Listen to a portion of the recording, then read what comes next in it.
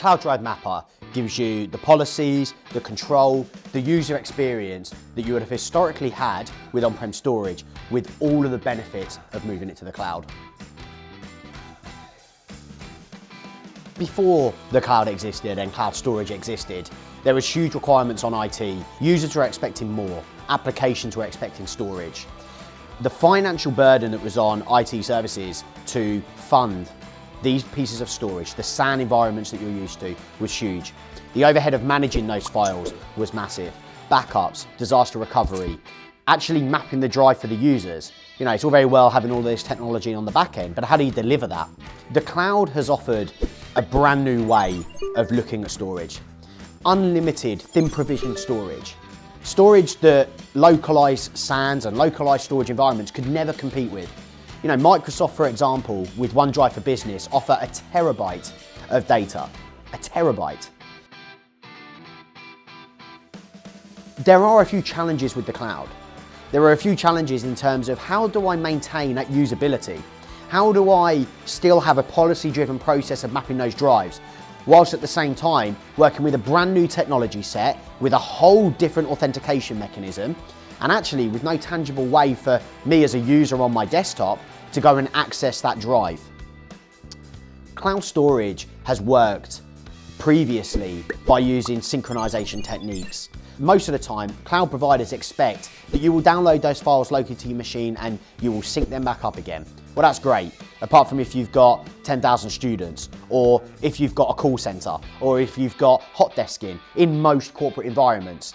All of a sudden, synchronization is absolutely categorically never going to work and never going to scale. What there needed to be was a way to map the drives, to have the policy control, to say, hey, I'm in finance, therefore I need access to this SharePoint collection. Or I'm an individual and I want access to my own home drive, OneDrive for business.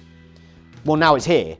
Because what IamCloud have done is they've been able to use all of the expertise that we have. We're being able to build on top of our platform to offer single sign-on drive mapping.